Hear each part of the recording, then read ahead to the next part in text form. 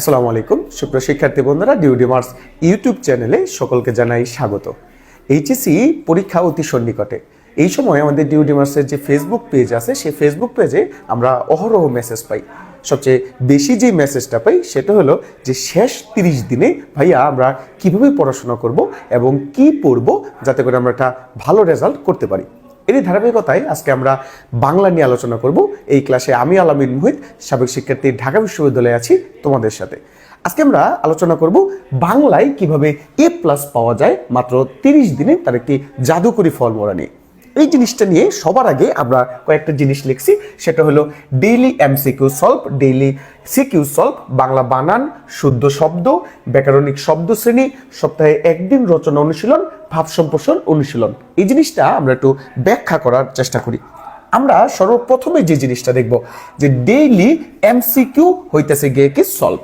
আমাদের যে test paper যে আছে, সেই টেস্ট পেপারের ভিতরে যত বোর্ড কোশ্চেন আছে, তত বোর্ড কোশ্চেনের ভিতরে আপনি যদি ডেইলি ঘড়ি সহ যদি আপনি 3টা করে বোর্ড যে আছে, সেই 3টা বোর্ডের যদি প্রশ্ন যদি আপনি সলভ করেন, তাহলে আপনি একটু দেখেন দৈনিক যদি 3টা করে সলভ করেন, তাহলে লাস্ট 30 দিনে 3 3 9 আমরা প্লাস 90টি কি করতে পারবো, বোর্ডের যেই MCQ আছে সেই MCQ গুলো আমরা সলভ করব।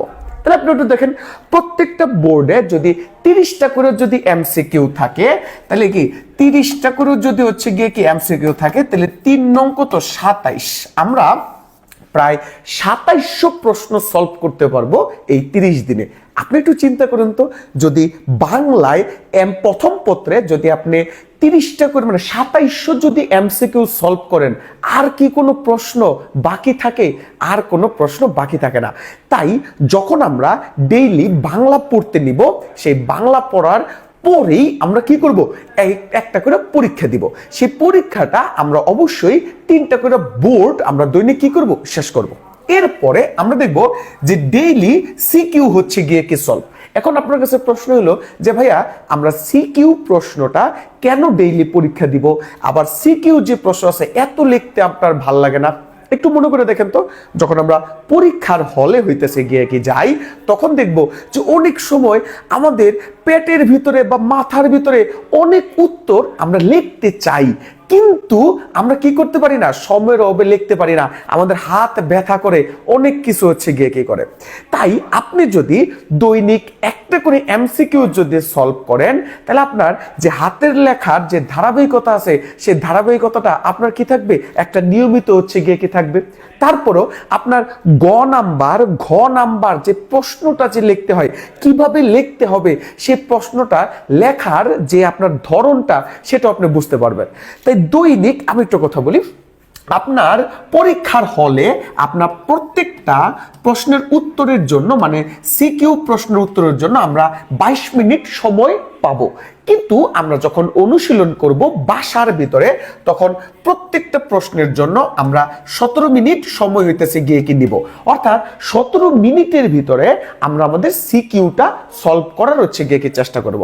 আপনি যদি টানা 30 দিন আপনি বাংলায় যদি এইভাবে যদি লেখেন, তাহলে আপনার হাতের স্পিড বাড়বে, হাতের লেখা সুন্দর হবে, নাম্বার এবং ঘ নাম্বারে আপনার আর কি হবে না, কোনো সমস্যা হবে না, এবং পরীক্ষার হলের ভিতরে আপনি পরিপূর্ণভাবে উত্তর দিয়ে আসতে পারবেন।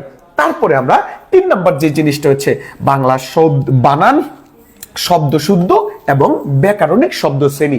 এই যে 3টা পার্ট যে আছে, সেই 3টা পার্ট হলো বাংলা দ্বিতীয় পত্রের ফরজে আইন।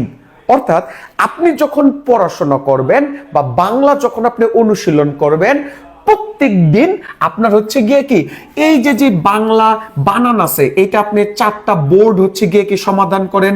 বাংলা যেই শব্দ শুদ্ধ আছে, এটা আপনি 4টা বোর্ড আপনি শব্দ মানে সমাধান করেন। ব্যাকরণিক যে শব্দ শ্রেণী আছে, এটার ভিতরে আপনি কি করেন, 4টা করে বোর্ড আপনি শেষ করেন।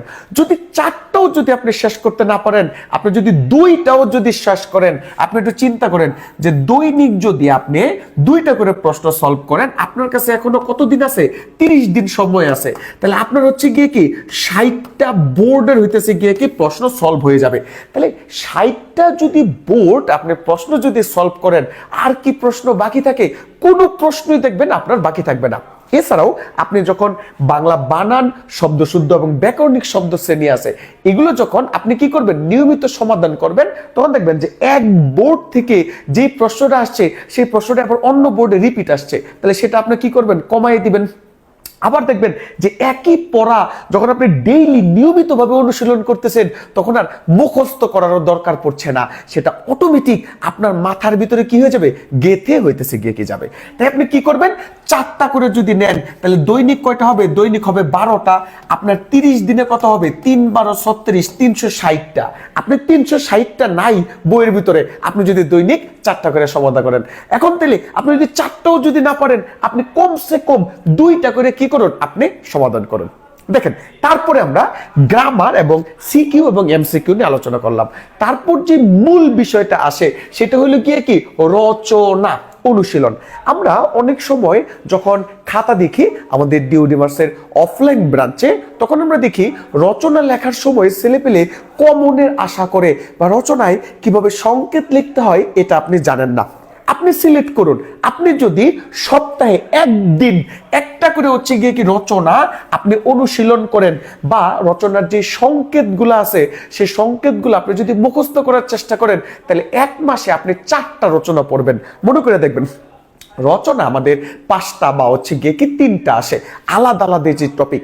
আপনি কি করবেন, আপনি হচ্ছে হয় তথ্য এবং যোগাযোগ প্রযুক্তি রচনাটা আপনি কি করবেন, মুখস্থ করবেন। অর্থাৎ তথ্য প্রযুক্তি থেকে যে রচনাটা, একটা রচনা তো আসবেই, পরিবেশ নিয়ে একটা রচনা আসবেই, তাই আপনি একটা করে যদি রচনা করেন, তাহলে এই 1 মাসেও আপনি 4টা হইতেছে গিয়ে কি রচনা মুখস্থ করবেন। পরিবেশ দূষণতার প্রতিকার, তথ্য প্রযুক্তিতে বাংলাদেশ, ডিজিটাল প্রযুক্তিতে বাংলাদেশ, সময়ানুবর্তিতা, সময়ের মূল্য, এইরকম যদি আপনি দৈনিক একটা করে যদি আপনি রচনা সমাধান করেন, তাহলে দেখবেন যে আপনার রচনাটা কি হয়ে যাবে, আপনার এটা আয়ত্তে চলে আসবে। আমি আবারও বলতেছি, অনেকে কি করে রচনা তারা আপনার অনুশীলন করে, ঠিক আছে, কিন্তু খাতার ভিতরে লেখে না। না, রচনা অবশ্যই খাতার ভিতরে লিখতে হবে। কেন? কারণ রচনার সময় অনেক ডেটা বা তথ্য হচ্ছে গিয়ে কি দরকার পড়ে। যখন আপনি একটা রচনা খাতার ভিতরে না লিখবেন, তখন সেই ডেটাগুলা বা তথ্যগুলা আপনি পরীক্ষার হলে যাওয়ার আগে আপনি খুঁজে পাবেন না। তাই আপনি কি করবেন, খাতার উপরে সবার আগে একটা রচনা হেডলাইন দিয়ে, তারপরে তার সংকেতগুলো যে আছে সেই সংকেতগুলো প্রত্যেক সপ্তাহে একদিন আপনি লেখার চেষ্টা করেন। অনেক সময় আপনি হচ্ছে গিয়ে কি বলেন যে আমরা অনেক সময় যে সংকেত আছে সেই সংকেত বইয়ের ভিতরে আশানুরূপ ভাবে পাই না, বা অনেকের বই কম আছে। তাহলে আপনি কি করবেন, আপনি আমাদের ডিউডিমার্সের যে শিক্ষক আছে সেই শিক্ষকদের সহযোগিতা নিতে পারবেন, কারণ তারা আপনার হচ্ছে স্টুডেন্টের কল্যাণে অনবদ্য হইতেছে কি দেয়, রচনা আপনার হইতেছে গিয়ে কি ফ্রি দিবে। এরপরে দেখেন ভাব সম্প্রসারণ হচ্ছে গিয়ে কি অনুশীলন। সারাংশ সারমর্মের পরে ভাব সম্প্রসারণ, সপ্তাহে একদিন আপনি কি করবেন, 2টা বা 3টা করে ভাব সম্প্রসারণ আপনি কি করবেন, সেটা আপনি মুখস্থ করবেন বা অনুশীলন করার চেষ্টা করবেন। আপনি যখন সপ্তাহে 3টা হইতেছে গিয়ে কি অনুশীলন করবেন, তাহলে 1 মাসে প্রায় 12টি হইতেছে গিয়ে কি ভাব সম্প্রসারণ আপনি কি করবেন, মুখস্থ করে ফেলবেন। আর 12টি যখন ভাব সম্প্রসারণ আপনি মুখস্থ করবেন এবং লিখবেন, বিগত সালের বোর্ড কোশ্চেন দেখে আপনার আর কি ভাবে A+ আটকায়। উপরোক্ত যেই সকল ভাবে হচ্ছে গিয়ে কি বললাম, এই সকল ভাবে আপনি যদি এই 30 দিন আপনি কি করতে পারেন, আমল করতে পারেন, তাহলে বাংলায় আর A+ তোমাকে কে আটকায়। তারপরে দেখেন আপনারা যারা আমাদের যে ঢাবি স্বপ্ন পূরণ ব্যাচ আছে, সেই ঢাবি স্বপ্ন পূরণ ব্যাচ 4.0 যদি কেউ ভর্তি হইতে চান, আমরা একটা ব্যাচই হচ্ছে গিয়ে কি চালাই, যেখানে আপনার একবারে এইচএসসি পরীক্ষা থেকে একবারে গুচ্ছ পর্যন্ত আমাদের স্টুডেন্টগুলো আমাদের সার্ভিস পেয়ে থাকে। আপনারা কেউ যদি ভর্তি হইতে চান, তাহলে আমাদের এই ঢাকা বিশ্ববিদ্যালয়ের অভিজ্ঞ শিক্ষকদের আলোকে যে কোর্স আছে সেই কোর্সে যদি ভর্তি হইতে চান, আমাদের ডিউডিমার্স যে ইউটিউব চ্যানেল আছে সেখানে আপনারা কমেন্ট করুন, এবং আমাদের যে ফেসবুক পেজ আছে সেই ফেসবুক পেজে নক করুন। আমরা এই যে ঢাবি স্বপ্ন পূরণ ব্যাচ 4.0 আছে সেখানে যদি ভর্তি হন, তাহলে আপনি কি পাবেন, আপনার যে বুক আছে মানে বইগুলা যা আছে সেই বইগুলার আপনারা হার্ড কপি হইতেছে গিয়ে কি পাবেন, আপনার বাসায় কুরিয়ারের মাধ্যমে পৌঁছে যাবে আমাদের ডিউডিভার্সের যে প্রো বুক আছে সেই প্রো বুক। এছাড়া আপনি ভর্তি হওয়ার সাথে সাথে আমাদের ডিউডিভার্সের যে সিগনেচার যে টি-শার্ট আছে সেই টি-শার্ট তো অবশ্যই পাবেন। এছাড়াও ডিউডিভার্সের পক্ষ থেকে আপনাদের জন্য আছে গিফট কার্ড। তা যে আজ এ পর্যন্তই, দেখা হবে ঢাবি স্বপ্ন 4.0 ক্লাসরুমে।